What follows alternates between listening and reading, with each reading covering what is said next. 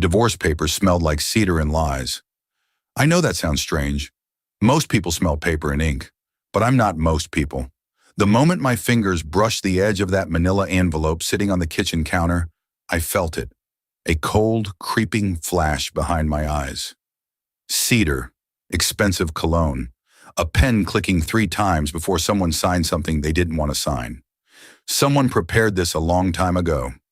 I pulled my hand back and pressed it flat against my thigh. Not now, Eli. Not today. I picked up the envelope with the hem of my sleeve, a habit I'd perfected over 5 years of living in a house full of things I was terrified to accidentally touch, and carried it to the dining table. I set it down carefully, stepped back, stared at it like it might bite me.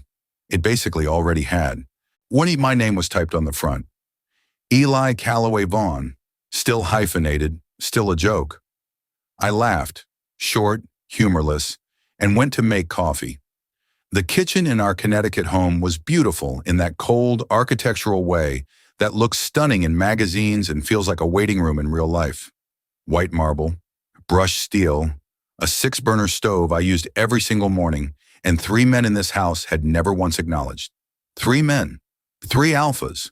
3 alpha kings, technically.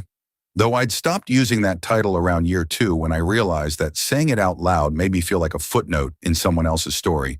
Caden Vaughn, the eldest. Cold as January pavement and twice as hard. He ran the Vaughn Pack empire from a corner office in Hartford and came home smelling like boardrooms and suppressed emotion. In 5 years, he had said good morning to me exactly 11 times. I counted. I had nothing else to do. Rhett Vaughn, the middle one, charming the way a lit match is charming, beautiful until it burns you. He traveled constantly. Milan, Dubai, Tokyo. He always brought me back something small, a keychain, a candy bar, once a single pressed flower wrapped in tissue paper. Never an explanation, never eye contact when he handed it over.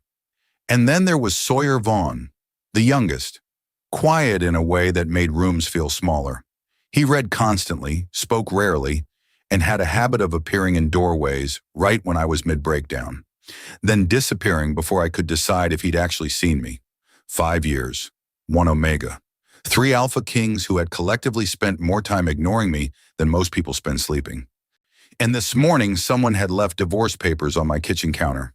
No note, no conversation, no heads up, just cedar, lies, and my hyphenated name typed in clean Arial font. I poured my coffee. I sat down at the table. I opened my phone and Googled, how long does an Omega divorce take in Connecticut? 45 minutes, apparently. If both parties agreed, great, efficient. I closed the tab and opened my notes app instead. I'd been keeping a list for the last 8 months. Small things, quiet things, the kind of evidence that only matters to the person collecting it. The last time Caden looked at me during dinner, the last time Rhett came home before midnight, the last time Sawyer said my name out loud instead of just standing near me, like a very tall, very silent apology. The list was not long. I set my phone down. He picked up my coffee, stared out the window at the frost still clinging to the backyard grass, even though it was almost April. 5 years. 5 years of making breakfast that went cold on the counter. 5 years of scent-suppressing patches slapped on my neck every morning so I wouldn't accidentally make anyone uncomfortable with the inconvenient fact that I was their bonded Omega. 5 years of sleeping in a bed so large I could stretch both arms out and still not reach the edge, and wondering what it would feel like to take up less space on purpose and still be too much. I wasn't sad about it anymore.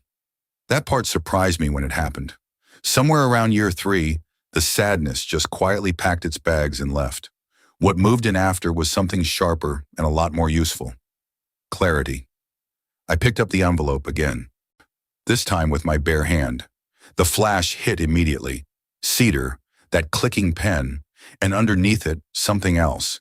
Something that cracked through the cold like a fault line. Guilt, thick and tangled and old. And underneath the guilt, fear. Raw, desperate, directionless fear that didn't know what it was afraid of losing until it was already gone. I held on to it for 3 full seconds. Then I set the envelope down, reached into the kitchen drawer, and pulled out a pen. I uncapped it, smoothed the papers flat, found the signature line with my name printed beneath it in small, forgiving letters. Eli Calloway-Vaughn.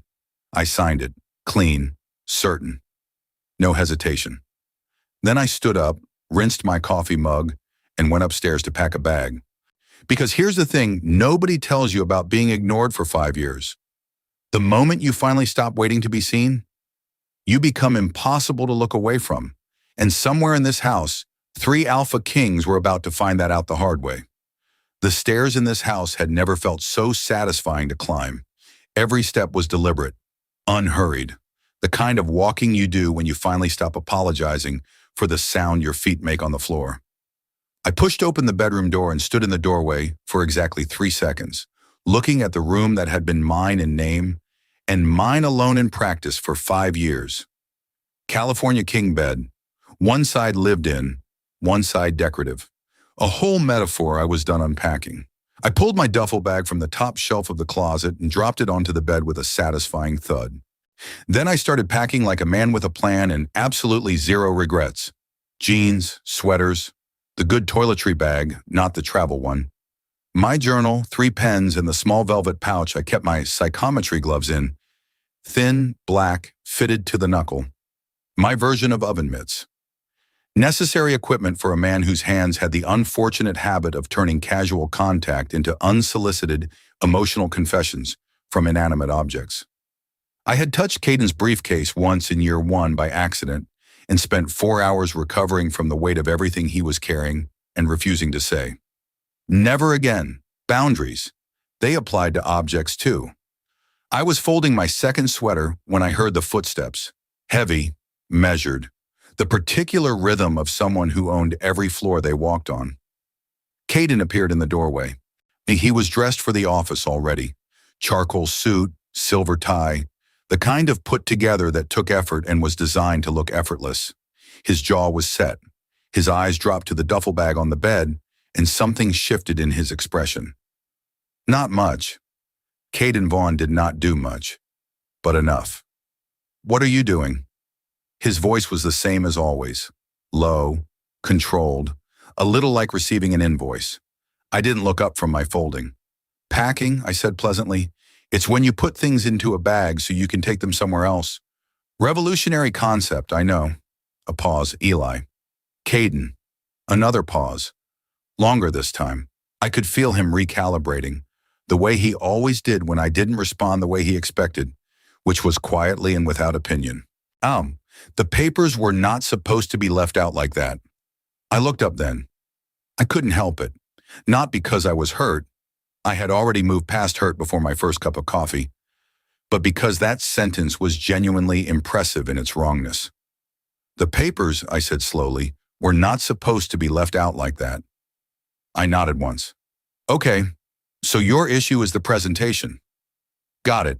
Very helpful, Caden. Thank you for that. His jaw tightened. That's not what I meant. Then use different words. I went back to packing. You have a whole vocabulary. I've heard you use it in board meetings.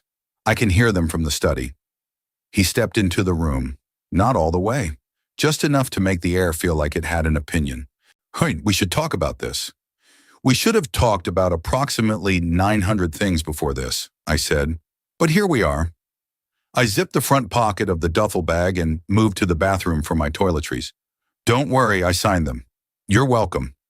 The silence that followed had texture, heavy and complicated and slightly stunned, which was honestly the most emotion I had witnessed from Caden Vaughn in recent memory, and it took divorce papers to get there, so I was going to enjoy it responsibly. I came back out with my toiletry bag and tucked it into the duffel. He was still standing there, still recalibrating. You signed them, he repeated. Clean signature, too. Very legible. I took my time. I straightened up and met his eyes fully for the first time that morning. Maybe the first time in weeks. Ma'am, was that not the desired outcome? Because it seemed pretty clearly like the desired outcome. Something crossed his face then, fast. The kind of thing that's gone before you can name it, but leaves a mark on the air like heat off pavement. I filed it away without reaching for it. I had a strict policy about reading Caden Vaughn without his consent, mostly because I wasn't sure I was ready for whatever was in there. Eli, his voice had changed, still controlled, but the invoice quality was gone. Just wait. I waited 5 years, I said simply. No heat, no performance, just the plain, unremarkable truth of it sitting between us in the morning light. I'm genuinely excellent at waiting, but I'm better at knowing when something is over. I lifted the duffel bag off the bed and slung it over my shoulder. He didn't move from the doorway. I raised one eyebrow and waited. For a long, strange moment, Caden Vaughn, alpha king, pack leader, man who had once made 3 senior partners cry in a single conference call, looked at me like he was trying to remember the answer to a question he hadn't realized was being asked. Then he stepped aside. I walked past him into the hallway, and at the top of the stairs I nearly walked directly into Rhett. He was standing there in a half-buttoned shirt, hair still disheveled, holding a coffee mug with both hands, and wearing an expression that said he had heard every word of that conversation and had absolutely no idea what to do with any of it. He opened his mouth. I pointed at him. "Don't!" He closed it. I walked down the stairs. Behind me, the house had gone very, very quiet. Good. I thought, let it. The front door was 12 steps from the bottom of the staircase. I know because I counted them once during year 2, when I was stress-walking circuits around the house at 2 in the morning and needed something to focus on that wasn't the sound of 3 alphas sleeping soundly while I quietly unraveled in the hallway. 12 steps. That was all I needed. I made it to step 9. "Eli!" Rhett's voice came from behind me. Not commanding, not cold the way Caden's was. Rhett's voice had always been the dangerous kind of warm, the kind that made you want to turn around even when you knew better. I stopped, not because he told me to, because I was choosing to, which was an important distinction I needed to be clear on with myself. I turned around slowly. He had followed me downstairs, shirt still half-buttoned, a coffee mug abandoned somewhere between the landing and the living room. His dark hair was doing that thing it did in the mornings, when he hadn't touched it yet, falling slightly across his forehead in a way that was deeply unfair given the current situation. He looked at the duffel bag on my shoulder, then at my face, then back at the bag like it had personally offended him. "You actually signed them," he said.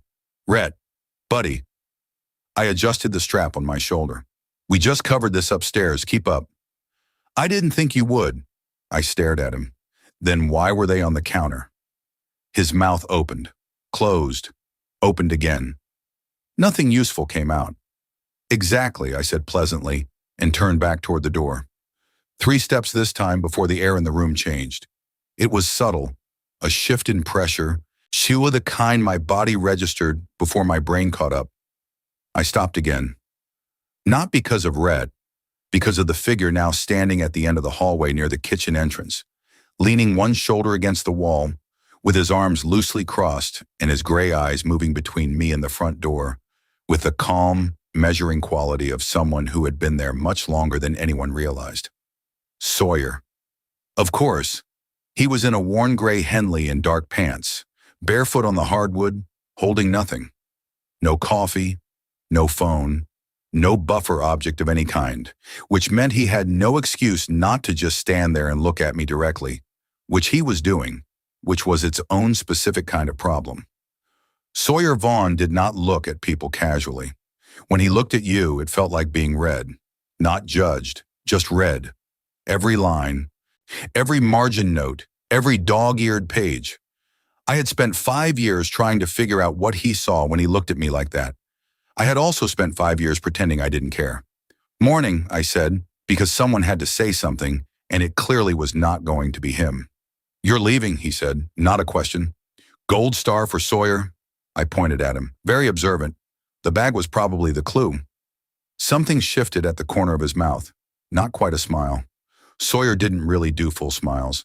He did these small, barely there expressions that lasted approximately half a second and somehow managed to be more distracting than anyone else's full grin. I hated that I noticed that. I had always hated that I noticed that. "Where are you going?" he asked. "Somewhere that isn't here." That's not an answer. It's the only one I have right now, and I'm emotionally unavailable for follow-up questions, so I gestured vaguely at the general space between us and moved toward the door again. Rhett stepped forward. "Eli, just stop. 5 minutes. Give us 5 minutes." I turned around fully this time, which I probably should not have done, because now I had both of them in my field of vision simultaneously, and the combined effect of Rhett's disheveled warmth and Sawyer's quiet, barefoot intensity was genuinely a lot to process before 9 in the morning. 5 minutes, I repeated. Okay, here's my 5 minutes. I held up one hand and counted on my fingers. Year 1. I cooked dinner every night for 4 months before I accepted that eating together was not something we were going to do. Year 2. I stopped waiting up. Year 3. I stopped asking questions. Year 4. I stopped hoping the answer would be different. Year 5. I held up my thumb. Someone put divorce papers on the counter, and I signed them, because at some point a person has to respect the message even when the messenger is too cowardly to deliver it in person. The room was very quiet.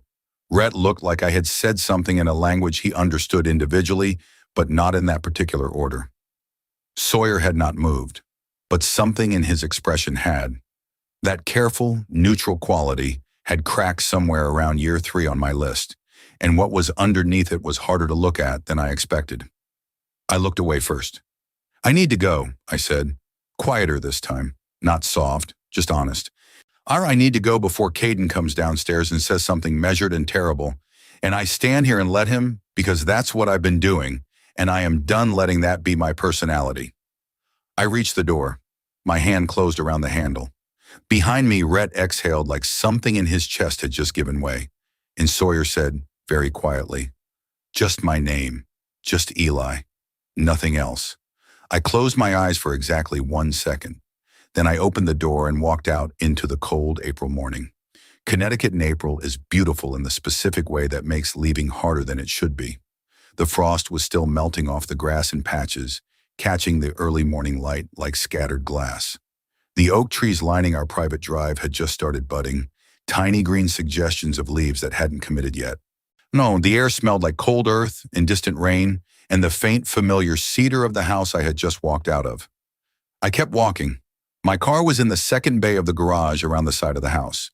A navy blue Honda CR-V that I had chosen entirely by myself 3 years ago, when I realized no one was going to ask me what I wanted, and I might as well just want things independently.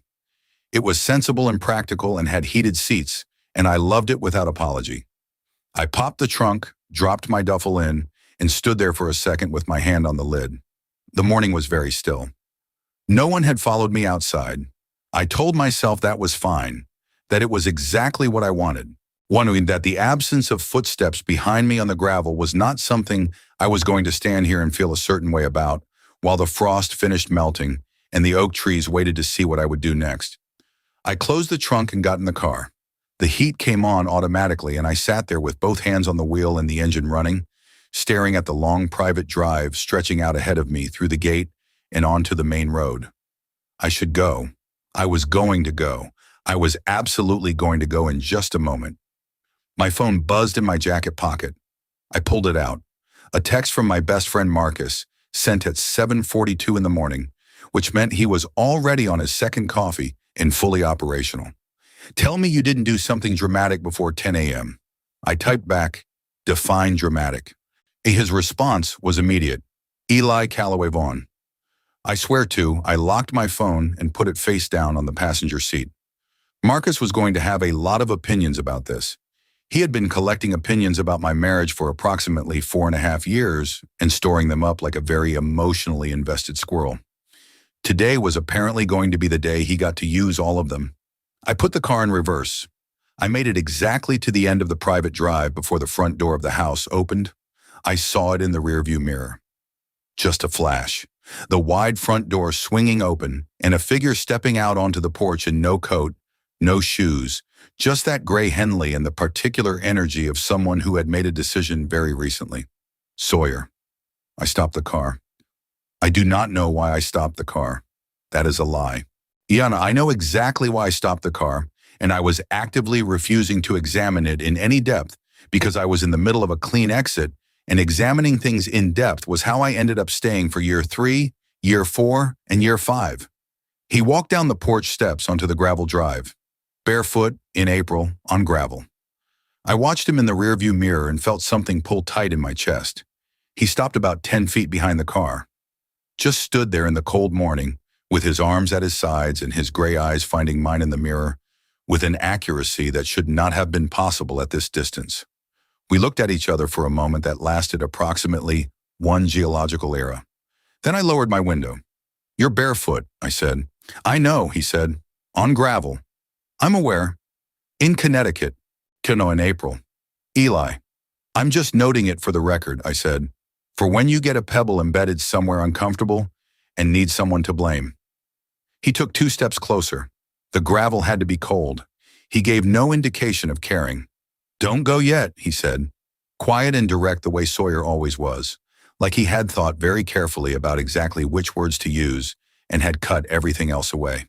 "Sawyer," I kept my voice even, "give me one good reason." He was quiet for a moment.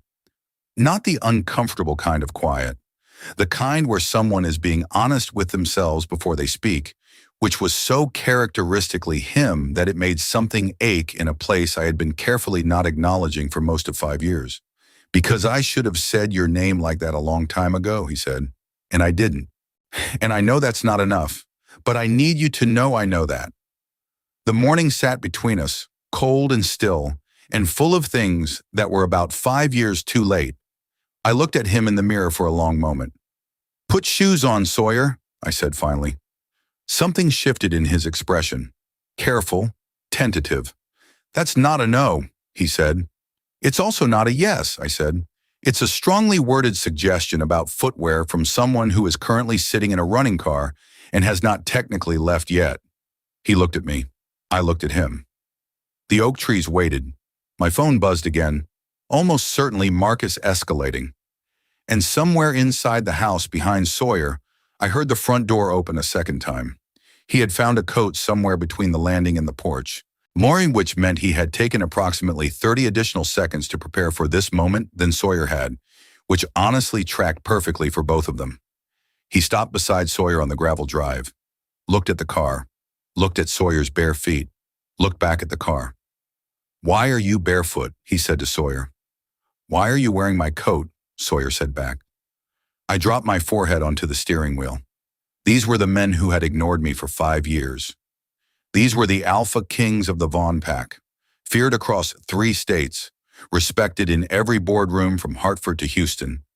Barefoot on gravel, arguing about a coat. I lifted my head. "Gentlemen," I said through the open window, "I want you both to know that this is not making a compelling case." Rhett immediately redirected his full attention to me, which was classic Rhett. Fluid, instinctive.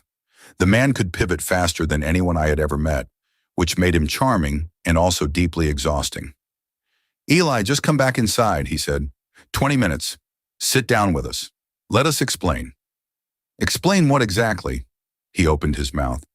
"And before you answer," I added, "I want you to think very carefully about whether what you are about to say is an actual explanation or whether it is a reframe designed to make me feel like the situation is more complicated than it is. Because I have psychometry, Rhett. I touched those divorce papers this morning. I know someone was afraid when they signed them. I know it wasn't simple, but afraid is not the same as innocent, and complicated is not the same as okay. The silence that followed was a different quality than the ones before it. Rhett stared at me. Sawyer had gone very still in the particular way that meant he was processing something faster than he was showing. Here is something most people did not know about my ability. I did not advertise it. Not because I was ashamed of it, but because the moment people knew you could read the emotional history of objects by touch, one of 2 things happened. Either they stopped leaving things lying around near you, which made social situations very tidy, but also very sterile, or they started handing you things on purpose, asking you to read them like a service, like I was a mood ring with better hair. I had spent most of my life wearing gloves in strategic situations and keeping the whole thing quiet. Caden knew. It was in the pack records. Every Omega's abilities were documented at bonding. He had never once mentioned it, asked about it, or acknowledged it in 5 years of living together, which was either deeply respectful or deeply avoidant, and I had landed somewhere around deeply avoidant approximately 18 months ago. Rhett and Sawyer knew too, Same records, same silence. So when Rhett's expression shifted from charming pivot to something genuinely caught, I knew it was because he had just remembered that I was not guessing about the fear in those papers. I had felt it. Who signed them first? I asked. Rhett looked at Sawyer. Sawyer looked at the gravel. That was its own answer. Sawyer? I said his name carefully. You signed the divorce papers. He looked up. His jaw was tight. His eyes had that quality they got sometimes. How like he was standing behind glass watching something happen that he had no idea how to stop. It was supposed to protect you, he said. The morning went so quiet I could hear the frost finishing its melt off the grass. I need you to say that again, I said. Slowly, because I want to make sure I understand the sentence where signing my divorce papers without my knowledge was a form of protection. It's not what it sounds like. Sawyer, it sounds exactly like what it is. There are things happening in the pack, he said, things that started 6 months ago. Eli, there are people who know about your ability, not from us. We don't know how, but they know, and there are factions within the extended Vaughn network who consider an omega with psychometry to be either an asset to acquire or a liability to remove. Why? And the legal separation of your name from ours was supposed to make you a smaller target, not a... Stop. My voice came out steadier than I felt. Stop talking for 1 second. He stopped. I sat with what he had just said and felt it settle into me the way cold water does. Slow and total and impossible to unfeel once it's in. Someone knew about my ability. Someone considered me a target. And instead of telling me any of this, the 3 men I was bonded to had apparently decided the correct response was to quietly file for my divorce and hope I left peacefully. I looked at Sawyer for a long moment. Then I looked at Rhett. Then I very deliberately put the car in park, turned off the engine, and opened the door. Rhett's shoulders dropped with relief. Do not, I said, pointing at him as I stepped out. Somebody mistake this for forgiveness. I am getting out of this car because someone apparently wants to either kidnap or eliminate me, and I need more information before I drive away into that situation alone. This is a tactical decision. Are we clear? Crystal, Rhett said. He was almost smiling. Wipe that look off your face. He wiped it, mostly.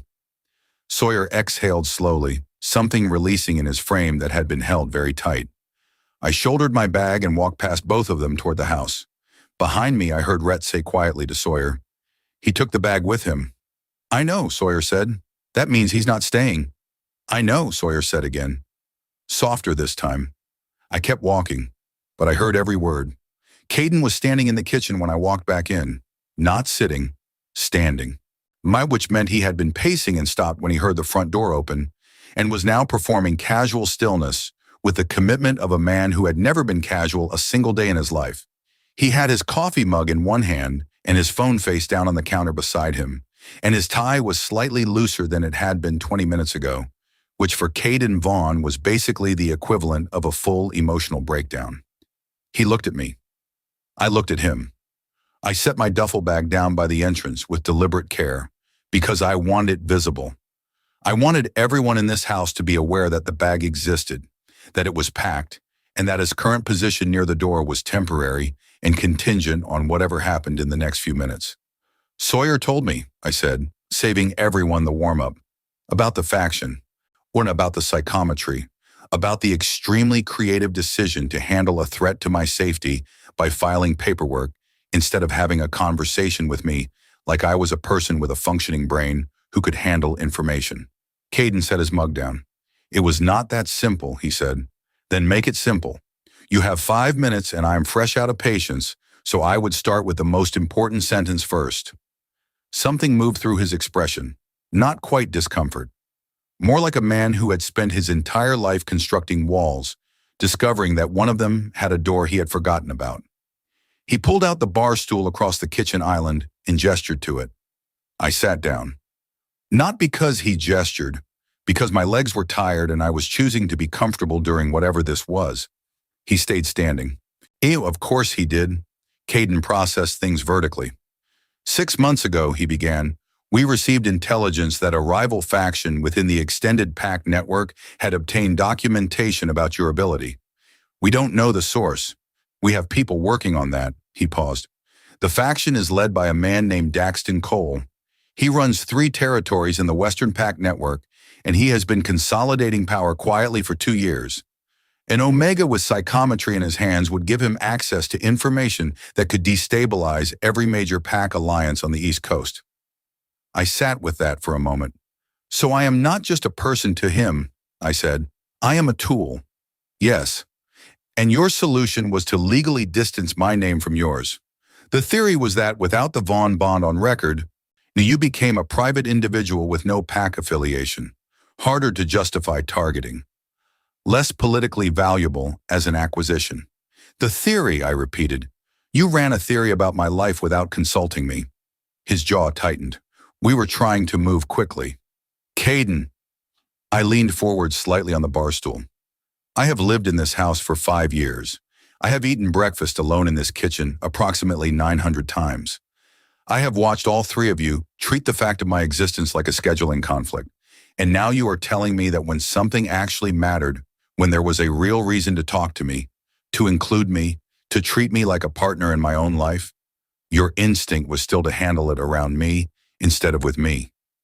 The kitchen was very quiet. His throat moved. "Yes," he said, low. Not defensive, just honest, which from Caden was so unexpected that it landed harder than an argument would have. I sat back. "That is a terrible pattern," I said. "I know. And filing those papers without telling me made it worse, not better, because now I have signed them, and whatever legal protection you thought they provided is activated, and I still do not have a plan or a partner or any reason to believe that the next 5 years would look different from the last 5. He looked at me for a long moment. Really looked. The kind of looking he almost never did. Direct and unguarded and slightly raw around the edges.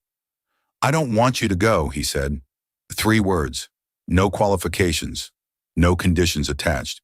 From Caden Vaughn, that sentence was practically a soliloquy. I felt something shift in my chest. Small and unwelcome, and absolutely not making any decisions on my behalf. "That is not enough," I said quietly. "Wanting me to stay is not a plan, Caden.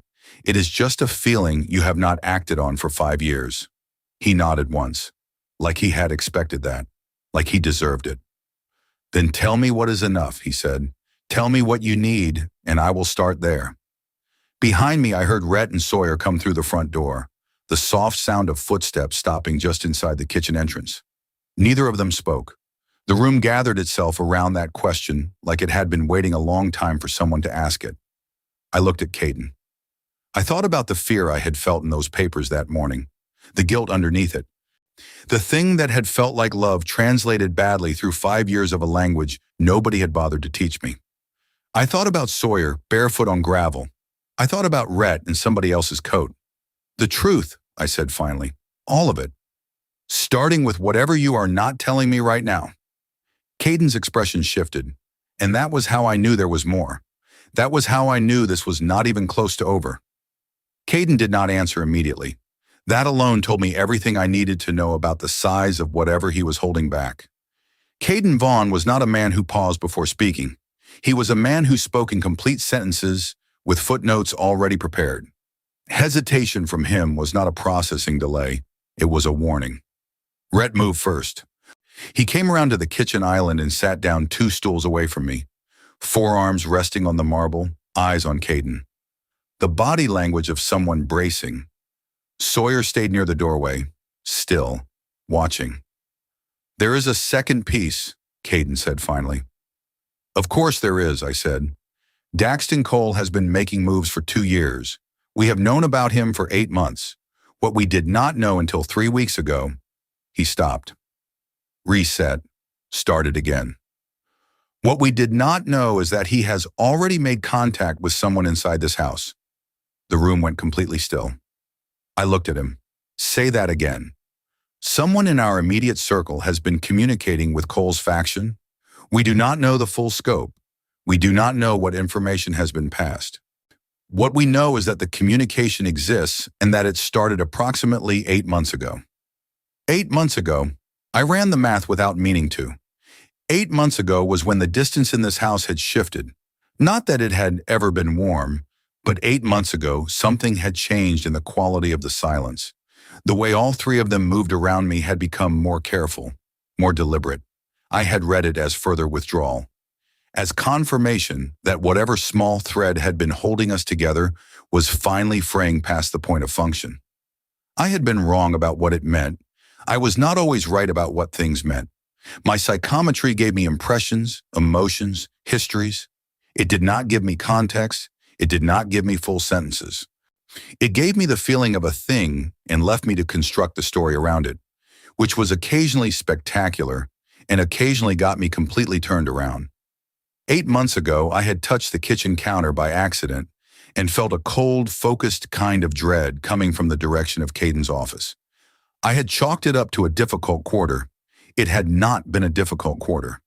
"Who?" I said. Caden looked at me steadily. "We don't know yet." "But you suspect someone." A pause. "We suspect it is someone with regular access to this house," he said. "Someone who knows your schedule, your ability, your habits." I thought about that for exactly 3 seconds before something cold settled in my stomach. "You thought it was me," I said. The silence confirmed it before anyone spoke. "If for approximately 2 weeks," Caden said, "early in the investigation, before we ruled it out." I looked at him. I looked at Rhett, who was staring at the marble countertop with the expression of a man who would very much like to be somewhere else. I looked at Sawyer in the doorway, whose eyes were on me with that glass steady focus that I now understood was not detachment. It was guilt. "You thought I was feeding information about myself to a faction that wanted to use or eliminate me," I said slowly. "And your response to that suspicion was not to talk to me. It was to file for divorce and wait for me to leave." "It was to remove you from the situation either way," Caden said. "If you were the source, separation protected the pack. If you were not, separation protected you." That is the coldest sentence anyone has ever said to me, and I once had a dentist who did not believe in small talk. Rhett made a sound that was almost a laugh and caught it immediately. "I am not the source," I said. "We know that now," Caden said. "I want to know how you know that now." Another pause, this one shorter. "Because 3 days ago, Cole's contact sent a message asking for your location," he said, "which means whoever is feeding him information does not have direct access to you, which means it is not someone in this house. It is someone adjacent to it." Someone adjacent to it. I thought about the people who move through the outer edges of our lives. PAC staff, legal counsel, the social coordinator who managed the Vaughn PAC's public calendar, the nutritionist Rhett had hired 2 years ago who had come to the house 6 times before I stopped seeing her car in the driveway. I thought about Marcus. I shut that thought down immediately, hard and clean. Marcus had been my best friend since college. He was the person who had talked me through year 2, year 3, and most of year 4 with the patience of someone who genuinely loved me. He was not adjacent to the Vaughn PAC. He had always kept a careful distance from PAC politics on purpose, which he had said was about boundaries in which I had respected. I had never thought about it the other way. I was not going to think about it now without evidence. "I need to make a phone call," and I said. "Eli, not because I am leaving," I said, cutting Caden off before he could build a case. "Because there is someone I need to warn, and before you tell me that is not safe or not strategic, I want to remind you that I have spent 5 years in this house without a single person extending me the basic courtesy of relevant information, and I am not about to replicate that dynamic with someone I actually care about." Nobody argued. I picked up my phone. Marcus had texted 4 more times. The last one just said, "Eli, something is wrong. Call me." My blood went cold. I called him immediately. 3 rings. 4. The kind of pause that makes your chest tighten 1 notch per second until someone picks up and you can breathe again. He picked up on the 5th. "Eli," his voice was wrong. Not Marcus wrong, which was usually loud and opinionated and coming in slightly too hot. This was quiet, careful, or the voice of someone who was aware of their surroundings in a way they did not want to be. "Talk to me," I said. "What's happening?" "I need you to not freak out." "Marcus," those are the 4 worst words in the English language. "What is happening?" A breath. Then low and steady like he was reading from something. "There was a man outside my apartment this morning. just standing there. I noticed him when I went to get my mail. Gray coat, dark hat, no expression. I went back inside and looked out the window and he was still there, just watching the building. The cold in my stomach spread outward. How long? I said. I don't know. He was there when I woke up. That was an hour ago. A pause. Eli, he had a photo. I could see it from the window when he looked down at it. I couldn't see the image clearly, but I could see it was a photo, and he kept looking from it to the building entrance. I turned away from the kitchen without thinking about it, moved toward the window, looked out at the empty April morning like the answer was somewhere in the frost. Are you still in the apartment? I said. Yes, door locked. I was waiting for you to call back before I decided whether to be dramatic about it or not. Be dramatic, I said. I am officially authorizing drama. Do not go outside. Behind me, I heard Caden move. I did not turn around. Marcus, listen to me carefully. Do you have somewhere you can go that is not your regular routine? Not your office, not the coffee place on 5th, not anywhere I would normally know to find you if I were looking? A pause. My cousin Jamie's place in Glastonbury. I haven't been there in 8 months. We had an argument about a fantasy football league. Go there, I said. Now. Take the back exit if your building has one. Take your car if it's in a covered garage. Do not tell anyone where you are going and text me when you arrive. Eli, what is going on? I will explain everything when I know you are safe. I promise. A short silence. Then quietly, this is about the Vaughn thing, isn't it? It was not a question. I closed my eyes for 1 second. Go to Jamie's, Marcus. Going, he said, and then almost too quiet to catch. Be careful. The call ended. I stood at the window for exactly 3 breaths before I turned around. All 3 of them were watching me. Caden with his arms crossed and his expression already shifting into operational mode. Rhett leaning forward on the bar stool with his elbows on the marble and his eyes sharp in the way they got when the charming surface dropped and the actual intelligence underneath showed through. Sawyer still near the doorway, but closer now than he had been, like he had moved without deciding to.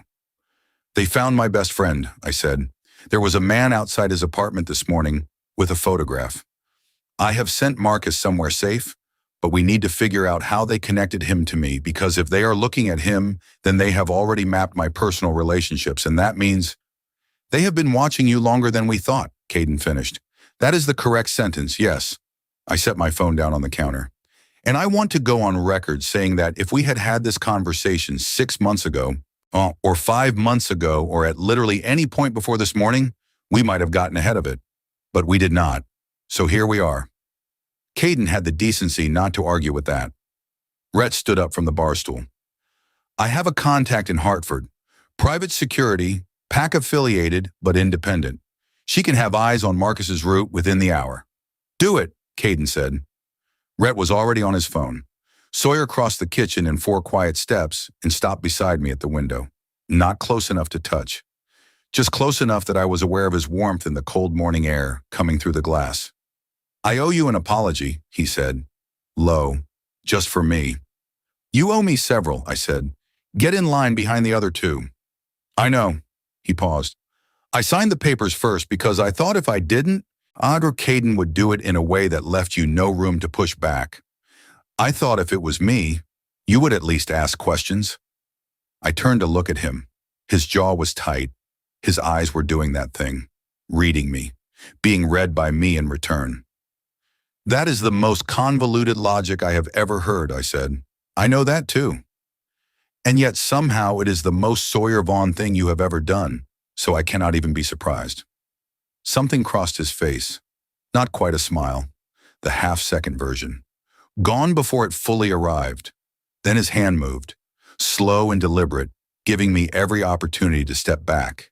His fingers closed carefully around my wrist, over my sleeve, not touching skin. Don't leave, he said. Not today. My pulse did something I was going to need to have a serious conversation with it about later. Outside, not a second car appeared at the end of the drive. None of us had called for it. Nobody moved. The car sat at the end of the drive with its engine running and its headlights off, which was either someone who had made a wrong turn into a private gated property in rural Connecticut at 8 in the morning or something significantly worse. My money was not on the wrong turn. Expecting someone? I said. No, Caden said. He was already moving toward the front of the house, phone in hand, the operational version of him fully online now. The tie was forgotten. The coffee mug was abandoned. This was Caden Vaughn stripped down to function, and it was, despite everything, genuinely impressive to watch. Rhett ended his call and followed without being told. Sawyer's hand was still around my wrist. Inside room, he said quietly. Ah, not the kitchen. No exterior walls. I know what a safe room is, Sawyer. I know you do. I'm asking you to use one. I looked at him. He looked at me. The car at the end of the drive had not moved. Fine, I said, but I want to be clear that I am not hiding. I am strategically relocating while maintaining full awareness of the situation. Understood, he said, and the corner of his mouth did the thing again. The study was interior, book-lined, and smelled like old paper and cedar, and 5 years of Caden working late, while I sat on the other side of the house, wondering what it would take to matter to someone in this building. I sat on the edge of the reading chair and did not touch anything, because every surface in this room had Caden's emotional fingerprints all over it, and I had enough information for one morning. Sawyer stood near the door, listening. From the front of the house, I could hear low voices.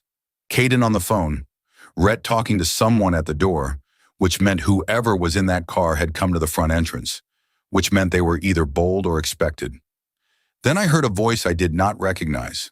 Male, steady, carrying the particular resonance of an alpha who had never once in his life felt the need to raise his volume to be heard. My ability flickered without permission. I pressed my palms flat against my thighs through the fabric of my jeans and breathed through it. Not now.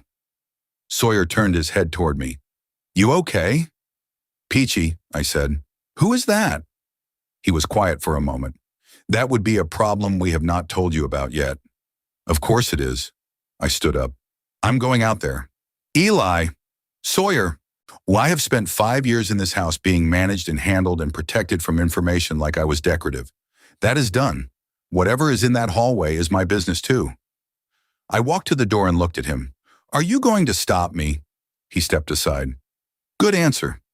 The man in the hallway was tall, broad-shouldered, and wearing a charcoal overcoat that probably cost more than my CRV. He had dark hair going silver at the temples and the kind of face that had been handsome for so long it had graduated into something more durable than that.